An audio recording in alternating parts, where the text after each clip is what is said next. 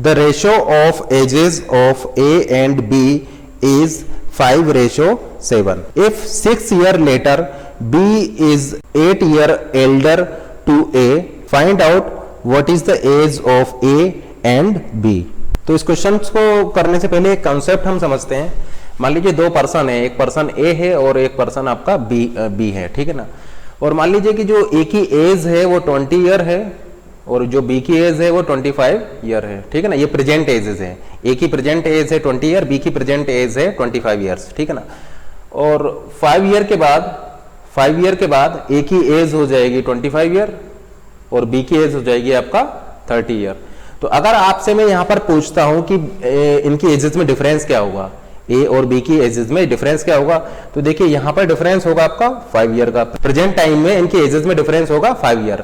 और after 5 year अगर मैं आपसे पूछता हूं कि इनके एजेस में क्या डिफरेंस होगा, तो आफ्टर 5 ईयर भी उनका डिफरेंस आपका 5 ईयर ही रहेगा। इसका मतलब जो एजेस में जो डिफरेंस होगा वो यहां पर कांस्टेंट रहेगा, ठीक है ना। लेकिन देखिए सम आपका चेंज हो जाएगा, जैसे कि इन दोनों की एजेस का जो सम है प्रेजेंट ईयर में वो आपका कितना है, यहाँ पर वो आपका है 45 ईयर, ठीक है ना। और आफ्टर 5 ईयर इनकी एजेस का सम क्या हो जाएगा, इनकी एजेस का सम हो जाएगा आपका 45 ईयर प्लस 5, क्योंकि 5 में इंक्रीमेंट यहां पर होगा और 5 में इंक्रीमेंट आपका यहां पर होगा। तो आप यहां पर क्या देख रहे हैं कि जो अगर आप इनकी एजेस का सम ले रहे हैं तो वो इस तरीके से चेंज होगा आफ्टर 5 ईयर, और अगर आप डिफरेंस ले रहे हैं तो डिफरेंस आपका यहां पर चेंज नहीं होगा। तो देखिए क्वेश्चन में ये गिवन है 6 year later B is 8 year elder to A, तो प्रेजेंट टाइम में भी वो 8 ईयर ही एल्डर होगा। इसका मतलब उनकी एजेस में डिफरेंस क्या है, इनकी उन दोनों की एजेस में डिफरेंस 8 ईयर है। देखिए ये जो डिफरेंस बोला गया है एजेस में, जो डिफरेंस बोला गया है कि 8 ईयर का जो डिफरेंस है बी और ए की एजेस में, ये 6 ईयर के बाद है। लेकिन हमने जैसे कि अभी आपको बताया कि जो एजेस में डिफरेंस है वो आपका प्रेजेंट टाइम में या फ्यूचर में या पास्ट में ये आपका क्या रहता है, ये सेम रहता है। तो ए और बी की एजेस क्या हो जाएगा, तो आप यहां से डिफरेंस कैलकुलेट कीजिए। बी माइनस ए क्या हो जाएगा आपका 7 - 5 = 2, और कांस्टेंट फैक्टर निकालने के लिए आप इसको इससे डिवाइड कर दीजिए। 8 / 2 हो जाएगा आपका 4, यानी वो मल्टीपल आपको 4 मिल गया, के की वैल्यू 4 मिल गई। तो ए की एज क्या हो जाएगी, ए की एज हो जाएगा 5 × दिस कांस्टेंट के, एंड बी की एज हो जाएगा आपका 7 × 4। तो हम ऐसा बोल सकते हैं कि ए की एज होगी 20 ईयर और बी की एज होगी 28 ईयर, ठीक है ना। तो ए की प्रेजेंट एज है 20 ईयर, बी की प्रेजेंट एज होगी आपका 28 ईयर। लेकिन मान लीजिए इस क्वेश्चन को मैं चेंज कर देता हूं। मान लीजिए कि ए और बी की जो एजेस में जो रेशियो है वो आपका गिवन है 7:9, और मान लीजिए कि यहां पर क्वेश्चन में अब आपका ये गिवन है after 4 year the sum of their ages is 104। After 4 year the sum of their ages is 104।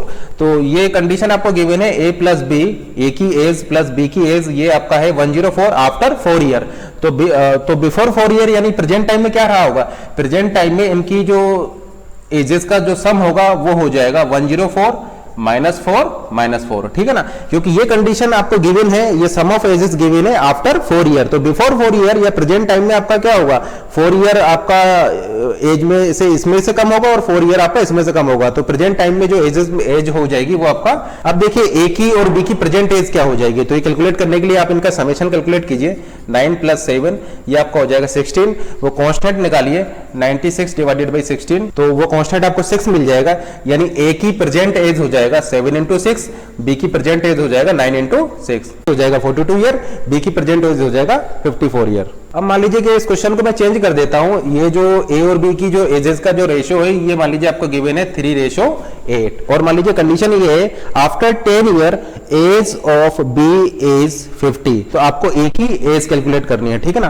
तो after 10 year age of B is 50, तो बी की एज आपका 50 है आफ्टर 10 ईयर, ठीक है ना। तो प्रेजेंट टाइम में बी की एज क्या हो जाएगा, प्रेजेंट टाइम में बी की एज हो जाएगा 50 - 10 यानी 40, यानी प्रेजेंट टाइम में जो बी की एज होगी वो 40 हो जाएगी।